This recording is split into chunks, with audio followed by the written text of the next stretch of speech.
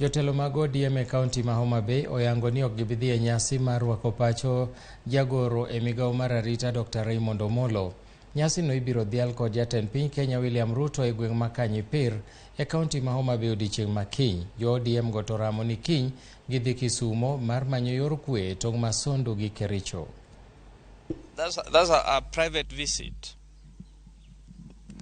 A friend visiting a friend's home is nothing of concern to us. So, sani wadicha inya. Kech kiny wan Kisumu East.